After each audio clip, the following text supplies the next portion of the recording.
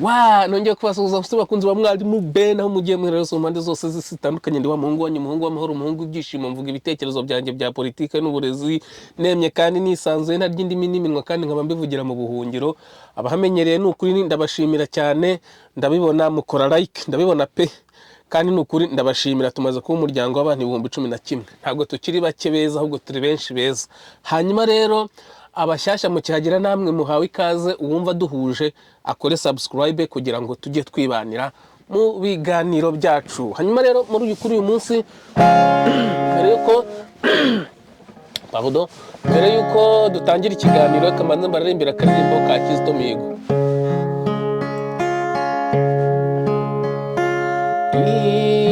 ibyago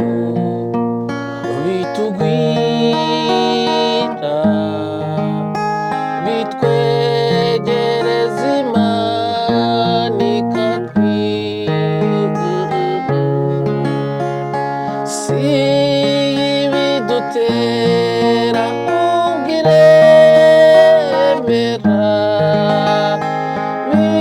bikatubaho maze nayo ikabigira inkuyo ndangamiye umusaraba niyo nganzo yanjye ndangamiye iryo banga ry'umucunguzi kuko ari ryo nkesha agakiza ndangamiye ubugingo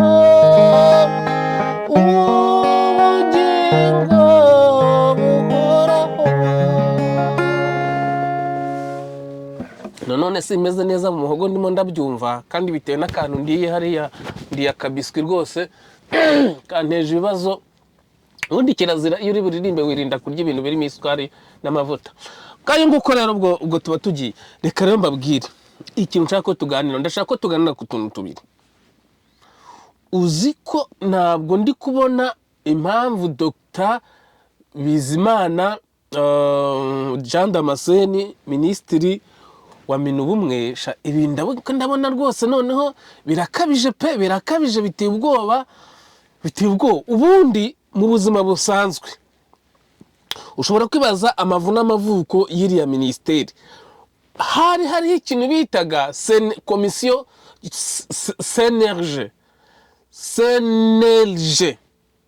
CNLG yari komisiyo ishinzwe kurwanya jenoside urumva nyangabitekerezo ya jenoside ihembera yakanayira kakundi babyita nyine kugira ngo bakore icyaha bashyira ibyaha ku bantu barangije bafata iyo komisiyo banongera bafata komisiyo umwe n'ubwiyunge nayo urumva nyine urumvise umwe n'ubwiyunge uko wabyumva bakumva ari akantu keza nyine abanyarwanda abahutu abatutsi abatwa bagiye gushyira hamwe bahinduka umunyarwanda bafata n'ikindi cy'itorero nacyo ibyo byose barabihuza inshingano byose byari bifite baragenda babishyira muri ministeri babyita minubumwe ndumva ari mu kwa 10 2021 niho icyo kintu niho yatangiye ihita iyoborwa na Dr Jean Damascene Bizimana ucyumva ngo minubumwe muri rusange iryo jambo kiryumva wahita wumva ko ari ahantu abahutu cyangwa se abatutsi n'abatwa cyangwa se ndi umunyarwanda muri rusange abantu bose bagizweho ingaruka n'itsembatsemba n'itsembabwoko ndetse n'intambara kuko byose byatubayeho abantu bose bagizweho ingaruka wakumva ko ari hahandi bagenda bose bakicara nko mu kagoroba k'ababyeyi bakaganira ku byababayeho ukibyumva gutyo bamara kuganira ku byabayeho buri wese akabwira undi dudududu umugabo wanjye bamwishe gutya asha uribuka ukuntu batwirukankanaga mukaganira mbese mwibukiranye uko byagenze mukahava mwabaye inshuti mukahava mwabaye umwe mukahava mwafashe icyemezo cyo kuba abanyarwanda ukibyumva wenda ukumva ngo minubumwe njye mbyumva numva ari uko biba bikora mbese ahantu buri wese agenda akicara abahuta abatwa abatutsi bakaganira ku byababayeho ariko siko bimeze kiriya kintu nge iyo mbonye ibintu Jean Damascene Bizimana, Dr Jean Damascene Bizimana, minisitiri wa minubumwe, ibi navuga binta binyereka ibintu. Hari ikintu cyabaga mu kigo cy'amashuri myigaga Gahini, hakaba abantu bakuze rwose ariko ari abanyeshuri bakuze bafite n'inda z'abagabo, kwa kundi umuntu aba ari umugabo akaba afite n'inda, ariko nabo ngo bakitwa abanyeshuri, tukabana mu kigo cy'amashuri, nabo bakajya mu ishuri kwiga n'amakaye. Noneho bakajya badufata bakatujyana ahantu hariya za Jambo Beach, bakatwigisha uburyo Abahutu bari abagome, ngo ni nk'igisebe ku muvugo, ngo ni hari ukuntu Bizimana bivuga neza cyane.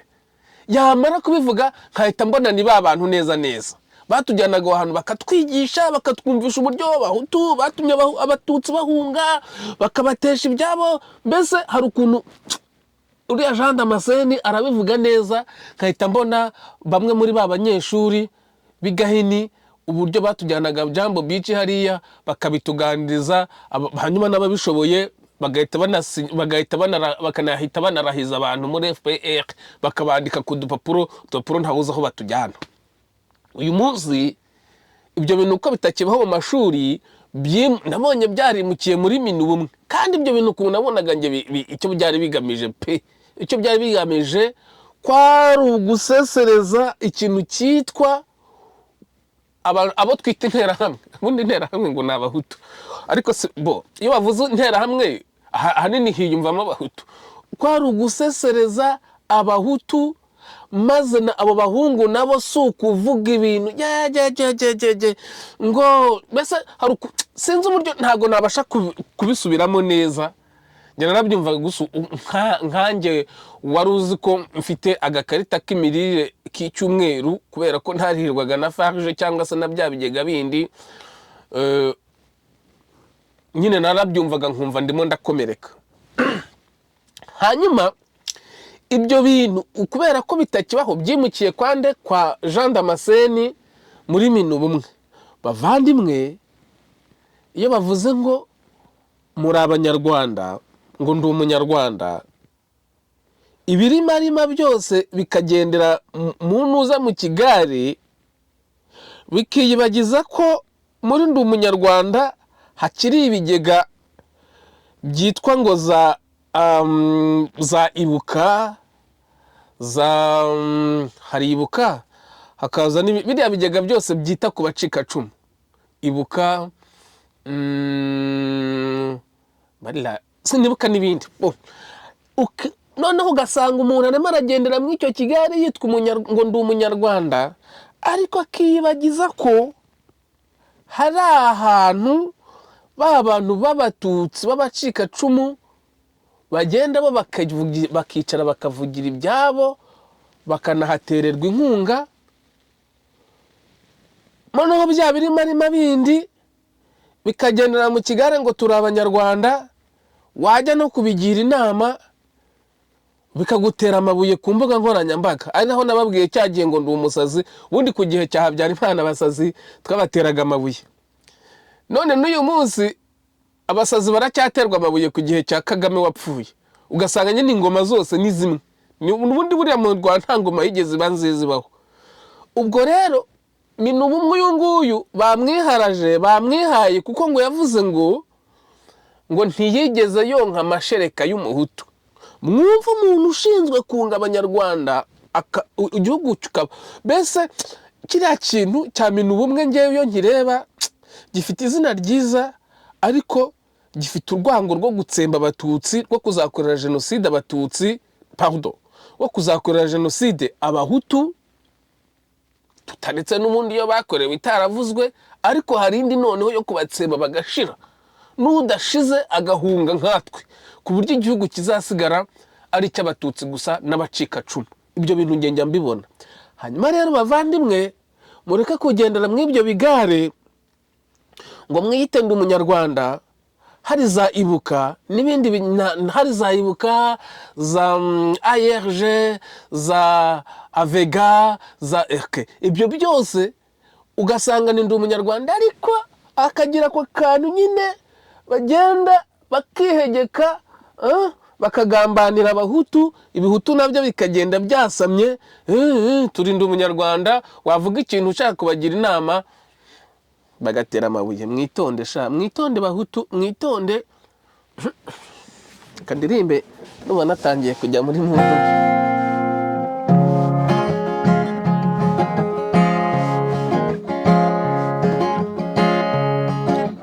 Bukiye ku Muhima usanga mutarabakire, muhinga mugatungwa n'isambu, muhinga mugatungwa n'isambu. Kavukire se waraye wiriwe, kirabwanwa bimukira baje.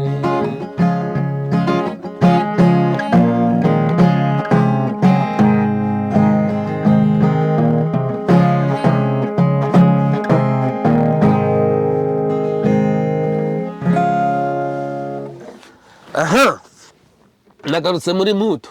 Hanyuma rero akandi kantu nshaka ko tuganiraho, ariko ubwo byo nsa n'ubirangije kuko buri wese arabibona.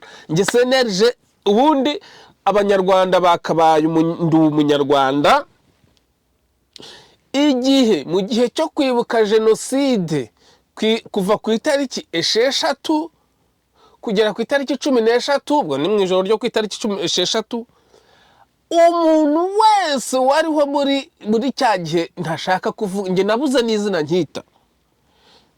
Ni jenoside yakorewe abatutsi, ikaba jenoside yakorewe abahutu, ikaba intambara, ikaba no gutsembatsemba. Ubundi mbere babivugaga neza, usibye ko baje kubihindura. Itsembatsemba n'itsembabwoko n'intambara.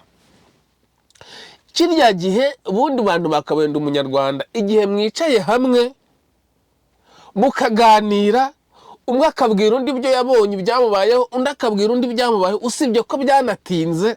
N'ubundi warenganyijwe yararenganyijwe, abana b'abahutu bararenganijwe, bajyaga kugemurira base mu ndobo ibiryo, ababatutsi bo bari guhabwa ibiryo, abandi byanatinze. Njye simbona uburyo n'ubundi bumwe n'ubwiyunge mu Rwanda bushoboka nyuma y'imyaka 31. N'ubundi warenganye yararenganye, warenganyijwe yararenganyijwe, uwashyizwe ku ibere yashyizwe ku ibere, yageze kure, kereka uwarema bundi bushyashya. Ariko byibuza ntarirarenga, twicaye hasi buri umupfakazi w'umuhutu n'umupfakazi w'umututsi bose bakaganira, abana b'abahutu b'abakobwa, abana b'abahutu b'abahungu, byose bavangavanze bakajya baganira muri kiriya gihe cyo kwibuka. Ntikibe igihe cyo gucyurira abahutu no gusasereza abahutu. Icyo gihe nge mbona aribwo twaba twitwa ngo ndi umunyarwanda. Turutwa n'abarundi, aho abahutu n'abatutsi bakina umupira ntibagirire ikibazo. Kandi ubu natwe mu Rwanda, usibye inyenzi zashatse gufata ubutegetsi zikica Habyarimana, nawe iyo zimufunga nk'uko Habyarimana yafunze Kayibanda Gregoire, nta kintu byari kudutwara. Nabo iyo bataza bica abantu, ntacyo byari kuba bitwaye. Hanyuma rero icyo rwose muzambabarire nimwumva mvuze gutyo, ntago ari kuba mfitiye urwango abahutu cyangwa iki. Ngewe niko mba mbibona, nababwiye ko mvuga ibitekerezo byanjye bya politiki, kandi ntabwo umuntu nanga twebwe umuntu azira ibitekerezo bye, gusa uri mu Rwanda wabizira. Hanyuma rero reka nsome commentaire y'umuntu wa Padiri Nahimana Thomas. Commentaire ndabona harimo n'urumuri rwinshi, yambabaje cyane. Yitwa ngo Caritas Mawe, urumva ni n'izina yihimbye. Yagize ati, ariko numvise ko utazi icyo bita kuba impunzi aricyo. Icyo aricyo niho ugihunga wizana iyo miteto, ubundi uzakurikire uzaguha iyo carte d'identité wifuza. Namusabye natwe nka Perezida wa Repubulika y'u Rwanda ikora mu buhungiro kujya duha ibyo tutaboneye mu Rwanda twahunze, nawe ajya biduheye n'ahangaha mu mahanga. Ibyo ibe nzinganze twifuza gakondo twe twifuza gakondo kwicwa bigahagarara kimwe n'ihohoterwa iryo ari ryo ryose, nta kindi hoke oye. Aha nge nkimara kubona iyi commentaire, ubundi ngereka mbabwire ntababwije ukuri, njyewe nkimara kubona Padiri Nahimana Thomas nari mu Rwanda sinakera, nge namumenye kubera umuntu twakoranaga wamukundaga cyane.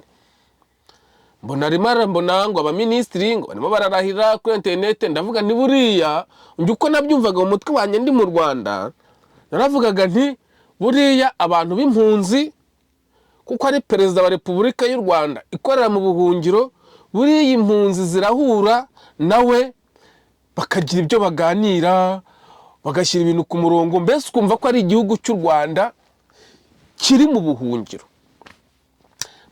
Mbese nawe akagiye agendera ku mirongo migari, ku buryo urugero nkanjye wenda nagira ikibazo nkajya kureba minisitiri nkamubwira, mbese numva ko uburyo bikoze ari nako bikoze mu Rwanda. Ariko byahebyo kajya sha, nta nubwo baba banaziranye bamwe, nta kuntu wambwira ngo uri perezida wa Repubulika y'u Rwanda ikorera mu buhungiro, ngo umwe minisitiri ngo aba muri Leta Zunze Ubumwe za Amerika, undi ari mu Bubiligi, undi ari mu Budage, undi ari mu Bwongereza, undi ari hehe, muganira kuri Zoom gusa. Ibyo nibyo wa muhungu yabaririmbiraga ngo igihugu mugifatira kuri Zoom. Ngibi ntabwo murwanya kuko ibyo yakoze sinabishobora, ariko kandi ibyo akora nabwo ntabwo mbishyigikiye, kuko mbona ibintu biri aho ngaho by'ikigare gusa biri mu kirere. Kuko nkanjye niba ndi mu buhungiro, ubwo ndi perezida wanjye nyine mfite perezida nanjye umpagarariye. Ariko namubwiye mu Rwanda bagiye gutera ikarita yindi y'indangamuntu y'ikoranabuhanga, usibye ko nayo ntazi ikivuze, sinumva akamaro ifite kurusha pasiporo, kuko iyo bayivuga wumva iruta akamaro pasiporo. Ariko nabwo buriya n'ibyo kugira ngo barye igihugu twarabamenye. None rero Padiri Nahimana Thomas nkanjye ubundi mu buhungiro, ubu se koko wamenya ngo naburaye? Ngibuze se ngize n'ikibazo inyenzi zikanyibasira zikaza kumfata ngo zikankubita cyangwa zikandasa simfe, hari ikintu wabikoraho? Ibyo rero nibyo nyambabwira ni Banyarwanda, izi mbuga nkoranyambaga zizabica ubwonko, nimushaka muzaziveho cyangwa se murebe ukundi mubigenza, kuko hariho ibinyoma biteye ubwoba wabyumva, kandi wabyumva ukabona koko ibintu biri hafi gutungana nkuko Kagame yabivugaga. Njyewe sinkurwanya Padiri Nahimana Thomas, ariko nanone urakabya rwose. Hanyuma uyu nguyu rero ngo arashaka kuzasubira muri gakondo. Urahaze, umaze imyaka 30 cyangwa 20 n'ingahe mu buhungiro, warakoze, ufite amamiliyari n'amahiriyari inaha, ntacyo wayamaza. Urashaka uwo urimo urashaka gutaha gukora ishoramari mu Rwanda, taha. Ariko njye winshuka uko navuyeyo ndakuzi, nawe uko wavuyeyo urakuzi, n'ibyo wabeshya urabizi, kugira ngo baguhe ibyangombwa ugera no ku bwenegihugu ubona n'amafaranga. Niba ushaka gutaha taha, ariko ntuzashuka abandi. Buri muntu yahunze ku giti cye. Oya uyu ntabwo twabyumva kimwe. Murahaza, mufite ibifaranga byinshi, mwabuze aho mubishora mimari, kuko inaha ngaha i Burayi bidashoboka. Mwitonde rwose, ntabwo njyewe njya ngendera mu kigare. Padiri Nahimana Thomas ubyumve, ndakubaha, ariko sinkurwanya kandi sinanagushyigikiye. Nkubona gutyo kuko niba ndi mu buhungiro ukaba ntacyo wamfasha, kandi uri perezida wa Repubulika yacu turi mu buhungiro, ukaba ntacyo wakora, ukaba utanazi naho utanazi n'uwo ndiwe, nanjye nkaba ntaza kukureba ngo nkubwire ngo dore hariya ntuye hari Abanyarwanda, hari inkotanyi, nawe urazihunga. Ubwo rero kwa perezida wa Repubulika w'ubuhungiro, gabanya kabisa uhenda abana, wiba nk'inkotanyi, shyira hasi, uzi ubwenge nibyo, ariko ubwenge ufite ntabwo ari ubwo kuyobora igihugu. Akadomo.